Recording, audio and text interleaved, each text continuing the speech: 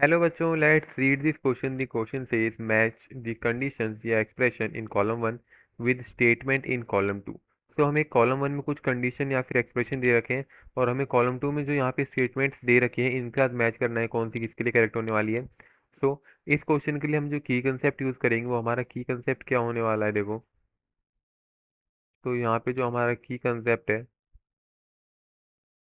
वो क्या होगा. अब हमें यहाँ पे कुछ बेसिक चीज़ें पता होनी चाहिए. यहाँ पे देखो, पहले सर्कल के बारे में पता होनी चाहिए कुछ, और हाइपरबोला के बारे में पता होनी चाहिए. हमें नॉलेज होनी चाहिए about circles and hyperbolas. Okay, क्योंकि ये एक थ्योरेटिकल क्वेश्चन है तो इनकी मदद पड़ेगी. अब देखो, यहाँ पे अगर हम ऑप्शन नंबर ए की तरफ देखें तो जो ऑप्शन नंबर ए है वो क्या कहता है. टू इंटरसेक्टिंग सर्कल है हमारे पास. Two intersecting circles. अब टू इंटरसेक्टिंग सर्कल क्या मतलब है यहाँ पे. ये देखो, अब एक सर्कल हमें ये दे दिया. मान लो ये हमारा सर्कल हो गया. एक मिनट रुको. यहाँ पे अगर डायग्राम को ड्रॉ करें तो क्या होगा हमारा. लेट्स से ये एक सर्कल हो गया और ये हमारा दूसरा सर्कल हो गया. ये इंटरसेक्टिंग सर्कल हो गया हमारी. अब क्या बोला गया है, क्या इनके पास कॉमन टेंजेंट होगी.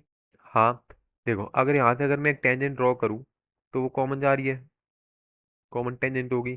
सिमिलरली यहाँ से भी एक कॉमन टेंजेंट आ जाएगी. तो इससे हम क्या लिख सकते हैं, जो ए है उसके पास कॉमन टेंजेंट होगी, एक तो कॉमन टेंजेंट.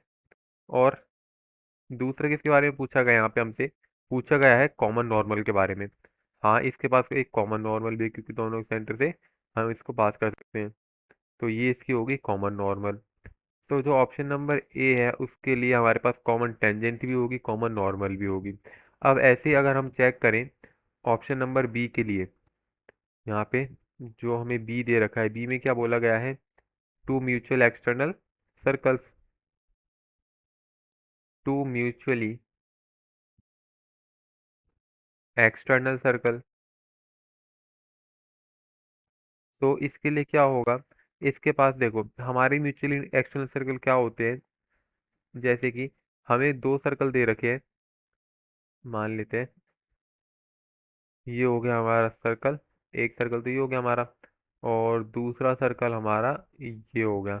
अब म्यूचुअली एक्सटर्नल सर्कल क्या होते हैं, इनकी जो डिस्टेंस होती है सेंटर्स के बीच की वो सम ऑफ इनकी रेडियाई की इक्वल होती है. तो यहाँ पे देखो इनके इनके इनके पास भी कॉमन नॉर्मल होगी और कॉमन टेंजेंट यहाँ पे होने वाली है. तो इनके पास भी कॉमन टेंजेंट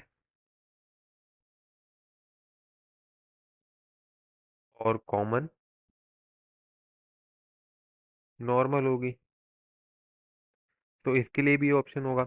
अब चलें अगर सी की तरफ, और सी की तरफ देखें सी में कौन कौन से होने वाले हैं हमारे. तो सी ऑप्शन क्या कहता है हमारा, यहाँ पे सी ऑप्शन कह रहा है two circle one strictly inside the other.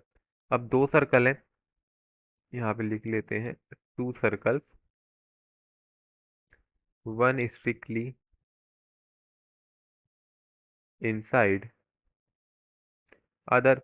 ये इसका मतलब क्या है, जो हमारा एक सर्कल है वो दूसरे सर्कल के पूरा पूरा अंदर है. ये एक सर्कल है, ये हमारा दूसरा सर्कल हो गया. तो अब ये क्या बोल रहा है कि इसके पास कॉमन नॉर्मल और कॉमन टेंजेंट होगी कि नहीं होगी. तो यहाँ से हम सिंपली देख सकते हैं जो इनकी टेंजेंट है वो तो कभी कॉमन होगी नहीं. अब टेंजेंट कॉमन नहीं है तो यहाँ पे इसके पास नो कॉमन टेंजेंट हो जाएगी, no common tangent.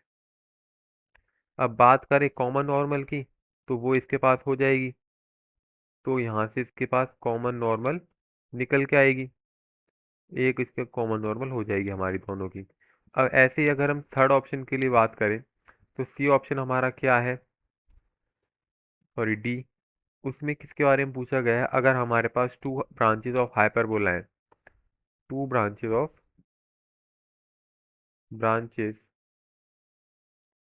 Of hyperbola, तो इसका क्या होगा. तो देखो अगर हम इसके लिए अगर डायग्राम प्लॉट करें तो ये लेट से हमारे पास यहाँ से एक हाइपरबोला पास कर रहा है और एक हाइपरबोला हमारी यहाँ से पास कर रही है। तो अब इनके बीच में हमें बताना है कि कॉमन टेंजेंट होगी कि कॉमन नॉर्मल होगी। सो देखो, यहाँ से अगर हम बात करें तो जो ये है दोनों, इनके पास कॉमन नॉर्मल तो होगी। क्या होगी?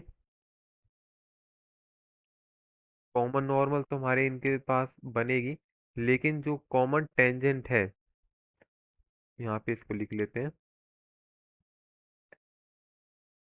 No common tangent. यहाँ पे कोई भी कॉमन टेंजेंट नहीं आने वाली हमारे इस ऑप्शन के लिए, नो कॉमन टेंजेंट। तो अब ऑप्शंस को अगर मैच करा जाए तो हमारा जो ए ऑप्शन है इसके पास कॉमन टेंजेंट भी है, कॉमन नॉर्मल भी है। अब अब दूसरे ऑप्शन की तरफ, बी की तरफ चलें, तो बी के पास भी कॉमन टेंजेंट है, कॉमन नॉर्मल है।